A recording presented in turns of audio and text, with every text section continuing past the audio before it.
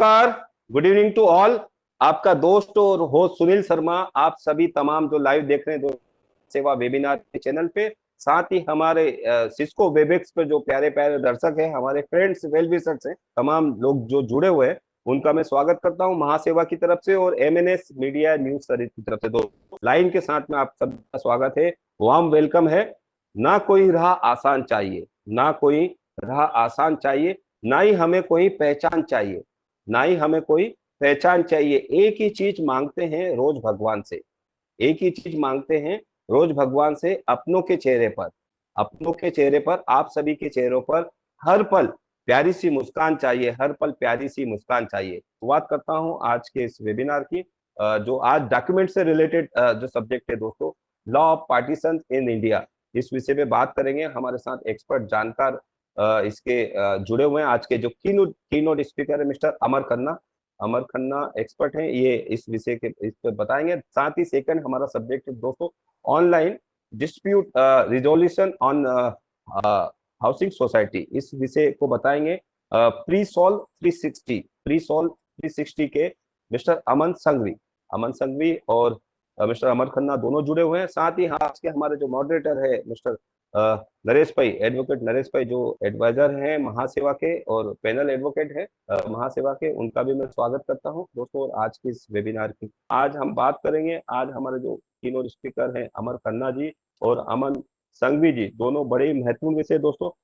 मैं दोनों का स्वागत करता हूं इस मजबूत लाइन के साथ में कि जो आज हमारा डॉक्यूमेंट पुराना लेके आए हैं कि law of partition in India. जब पार्टीशन हुआ था उस वक्त किस तरह से डॉक्यूमेंट्स बनते थे, रजिस्टर होते थे परिवार के, तो उस बारे में हमारे कीनोट स्पीकर बताएंगे। मैं अमर खन्ना जी, उसके हमारे जो मॉडरेटर हैं नरेश भाई, उनको जुम्मा सौंपूं उसके पहले इन दोनों का मैं बड़ी खूबसूरत बड़ी ही मजबूत लाइन के साथ स्वागत करता हूँ अमर खन्ना जी का और हमारे अमन सर का। जीवन के सफर के बारे में दोस्तों कि आंखों में पानी रखो, आंखों में पानी रखो, होठों पे चिंगारी रखो, आंखों में पानी रखो, होठों पे चिंगारी रखो। जिंदा रहना है, जिंदा रहना है तो तरकीबें बहुत सारी रखो, जिंदा रहना है तो तरकीबें बहुत सारी रखो। राह के पत्थर से बढ़ के कुछ नहीं है मंजिलें, राह के पत्थर से बढ़कर कुछ नहीं है मंजिलें।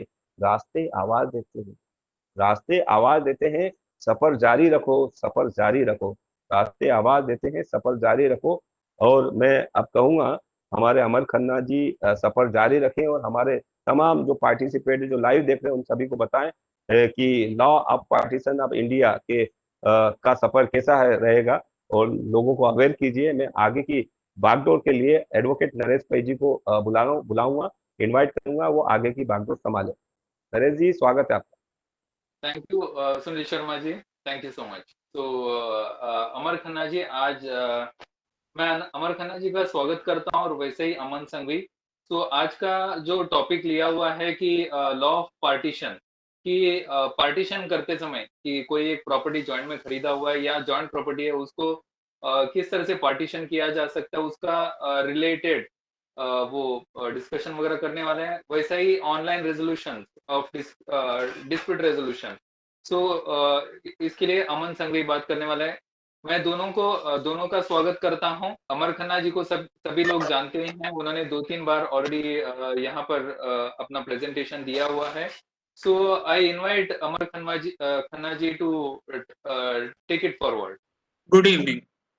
See, property acquired in India may either be a self-acquired property or it may be held by parties jointly with others. A property is a self-acquired property when it is earned or acquired by the personal efforts of any person, or it has been acquired under a will or a gift, or it has been inherited by a person from any person other than his father, grandfather, or great-grandfather. In the case of self-acquired property, the person who earns or acquires the property is the single owner of the property and no one else can exercise any rights over the property during his or her lifetime. Joint ownership of a property exists in the case of joint families holding properties together, as in the case of an HUF, or in the case of partners investing in a common property for their business, or in the case of spouses purchasing a property together. With the concept of co-ownership in property, the chances of legal disputes are inevitable. When there is a discord amongst the members or co-owners and they cannot agree to joint use, occupation, improvement, or disposition of the property, the law permits the remedy of partition. According to Black's Law Dictionary, partition means the dividing of lands held by joint tenants, co-partners, or tenants in common into distinct portions so that they may hold them in severally. A partition is thus a division of property held jointly by several persons so that they can enjoy exclusive rights over their property. Each person gets a share and becomes the owner of the share allotted to him. The concept of partition is governed by the personal laws of different communities. Effects of partnership. Every co-partner in a co-partnery, co-partner means a member of a joint Hindu undivided family. Every co-partner in the co-partnery has the right to ask for partition, provided that he should be a major and of sound mind. The demand of the co-partner to seek partition, whether reasonable or not, if manifested clearly, can never be ignored by the Karta, and he is bound to comply with it. Partition leads to separation from the joint family. After partition, a person is free from the rights, duties, and responsibilities towards the joint family thereof. On partition, the shares of the co-partners get defined and stop fluctuating further due to births and deaths in the family. Property acquired by a co-partner after partition is treated as a self-acquired property. See, basically in a joint Hindu undivided family, what happens is each member has a particular share. This share is determined in the manner of four generations of ancestors.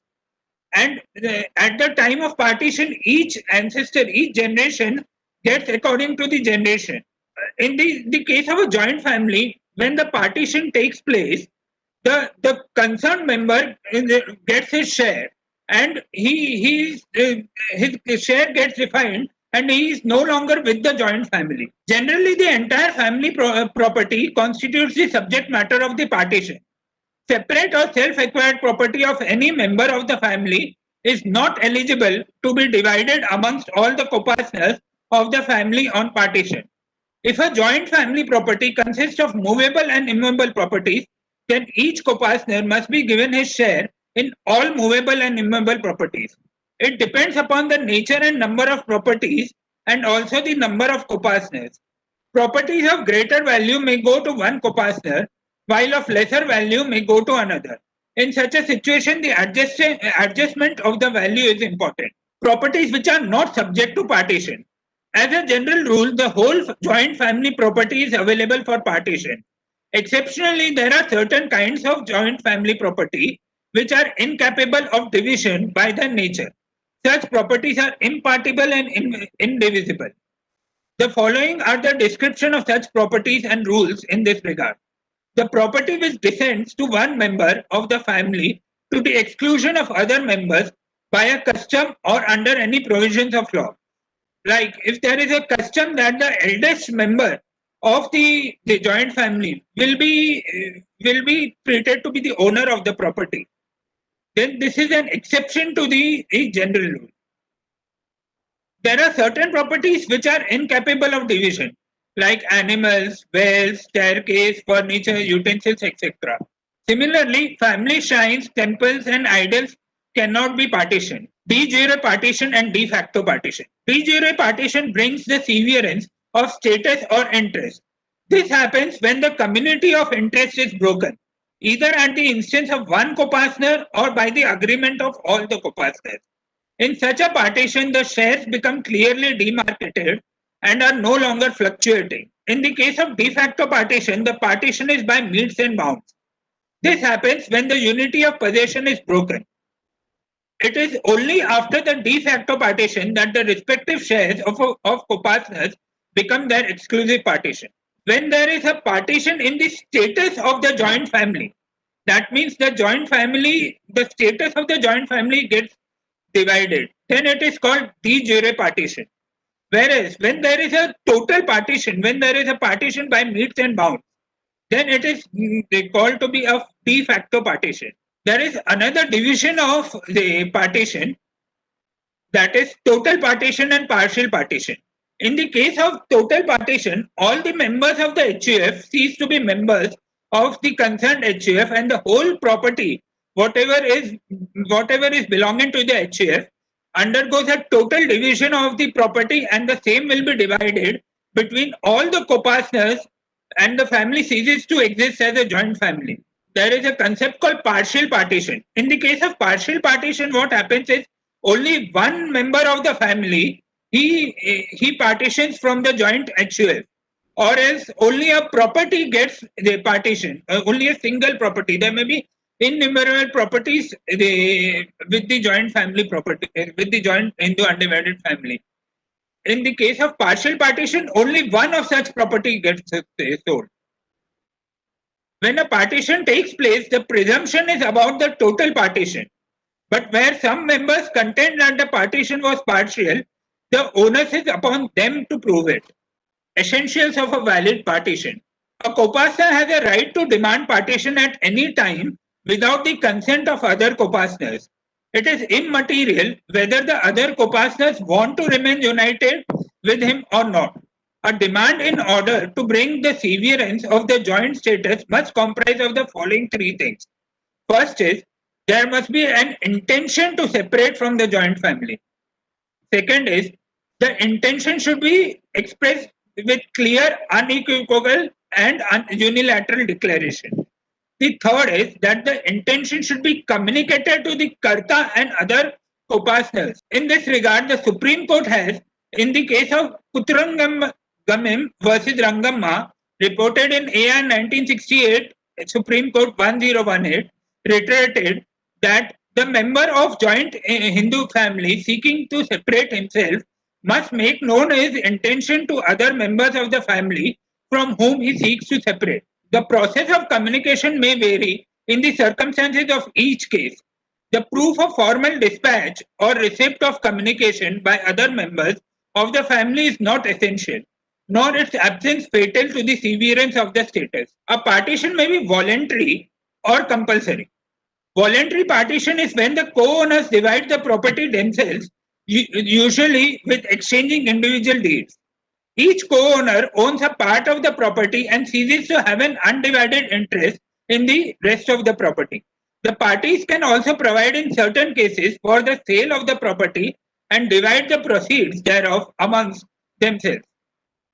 Voluntary partition can be done either through a partition deed, deed of family arrangement, or a declaration, etc.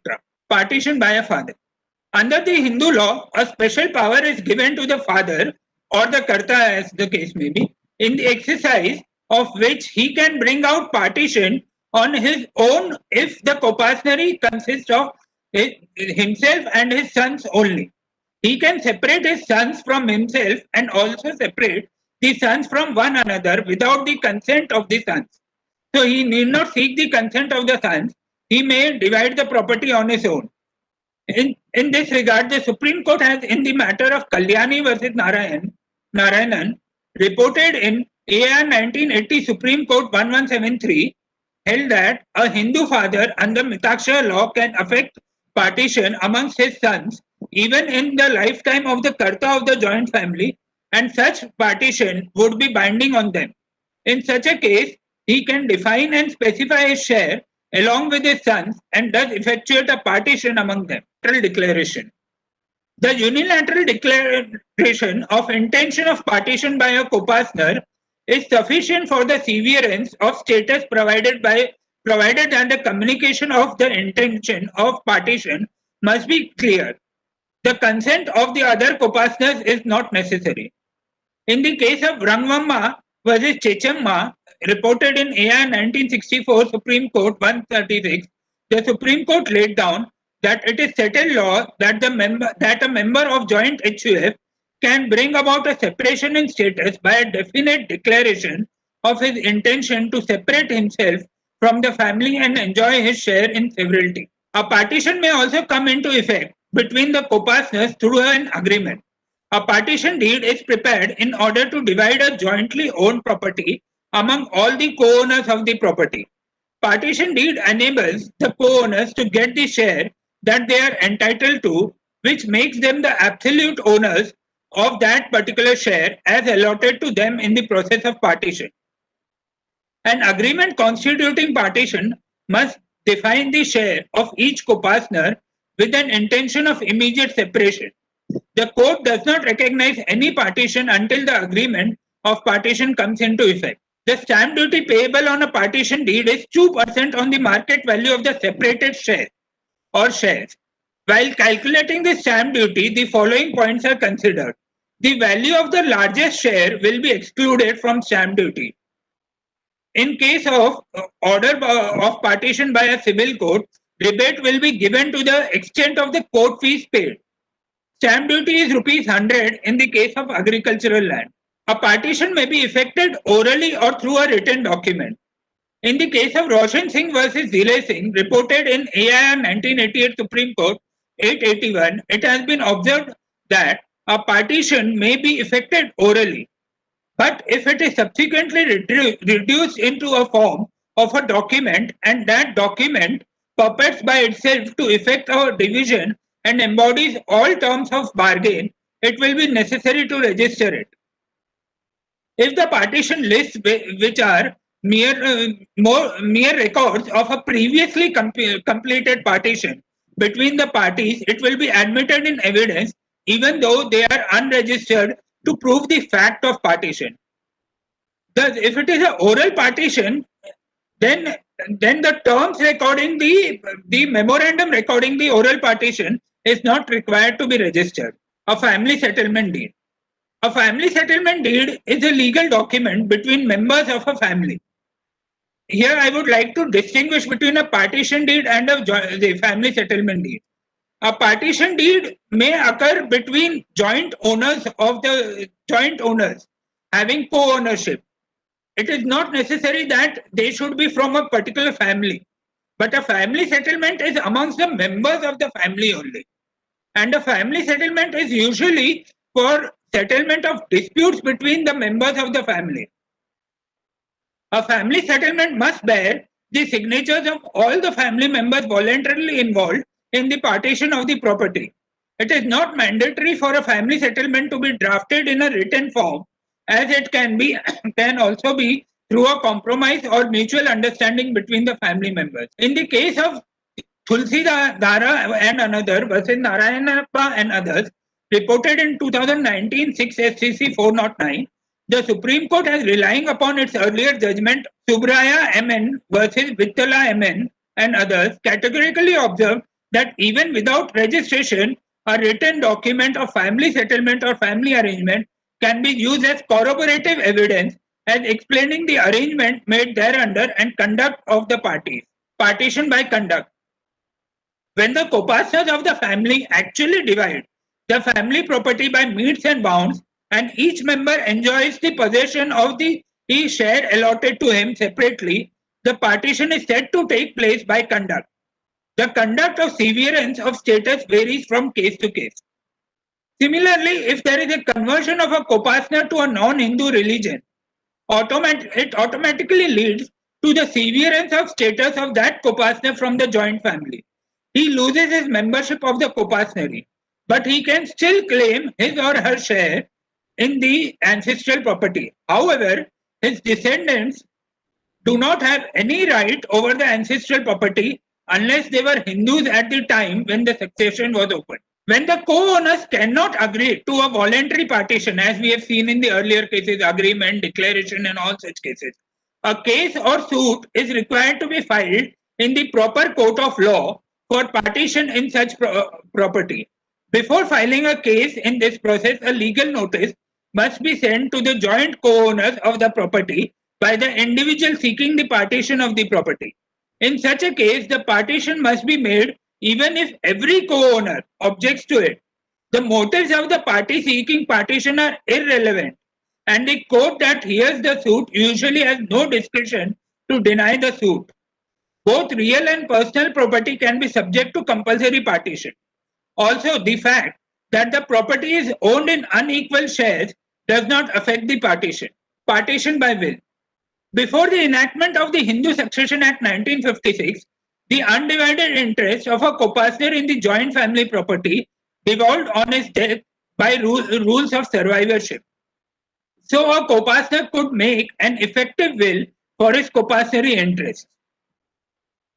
But Section 30 of the Act now confers the right to a co-partner to make testamentary disposition of his interest in the joint family property.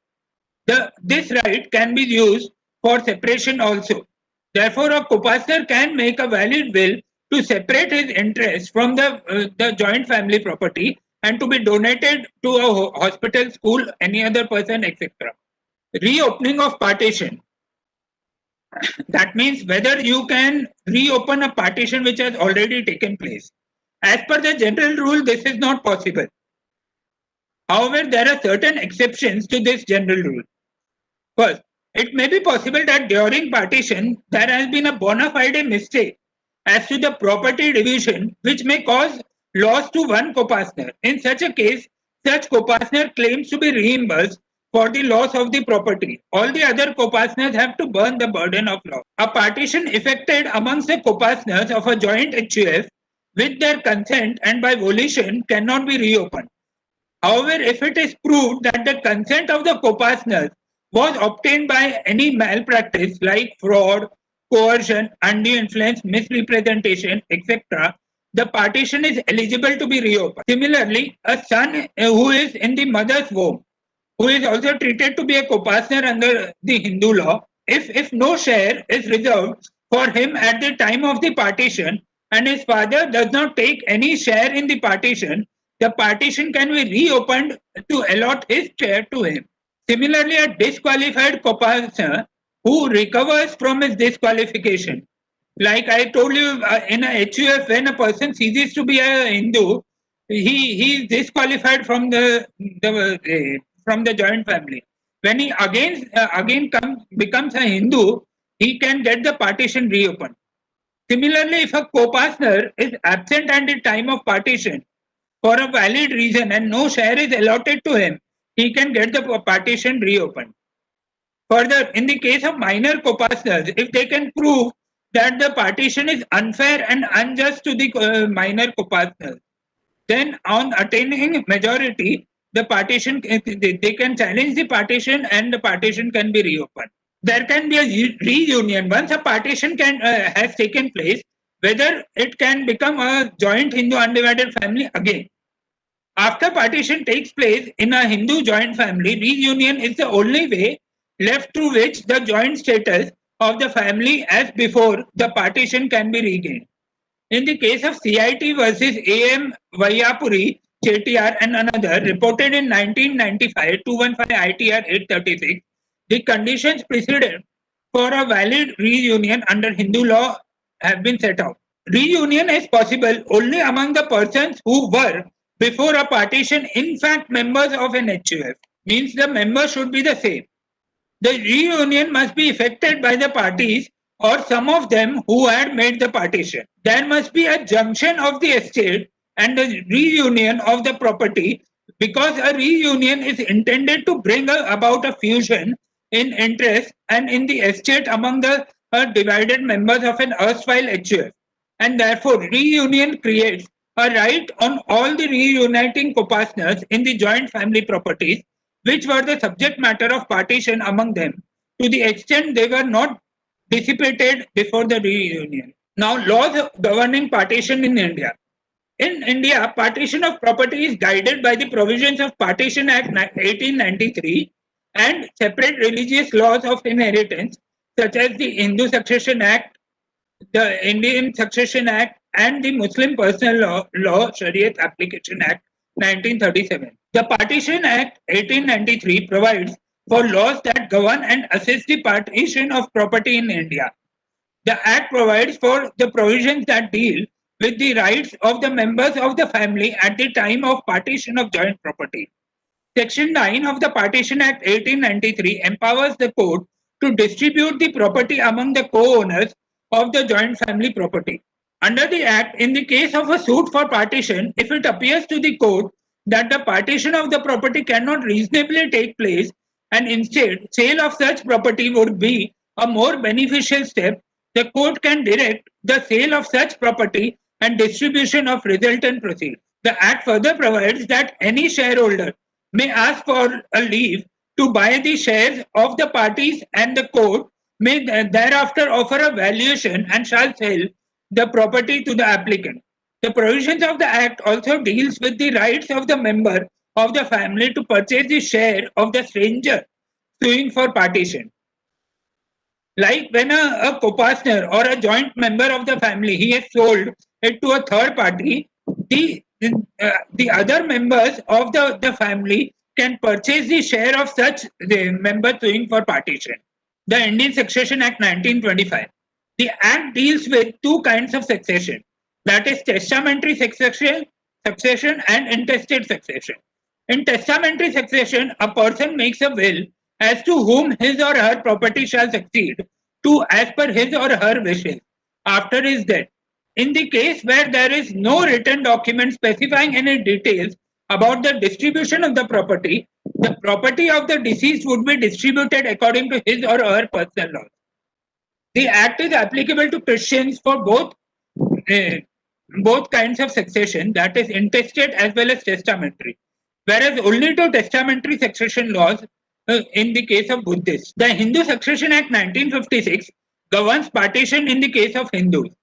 Earlier, only males up to 4 generations were treated as co-partners.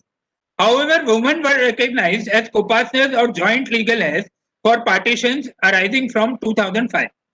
Section 6 of the Act was amended that year to make a daughter of a co-partner also a co-partner by birth in her own right in the same manner as the son.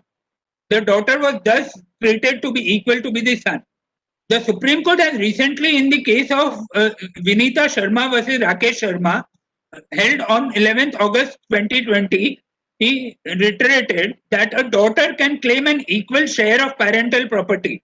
This will be applicable even if the father had died before the enforcement of the 2005 amendment to the Hindu Succession Act. In the case of Muslims, the Muslims are governed by the Muslim Personal Law Shariat Application Act 1937. Under Muslim law, the concept of ancestral and self-acquired property is not recognized. As long as the person is alive, the property owned by him is his absolute property. Upon his demise, the legal heir has become entitled to a definite fraction of the estate of the deceased. The distribution of property can be made in 2 ways, that is per capita or per state. Distribution for Sunnis and Shias respectively. Thank you.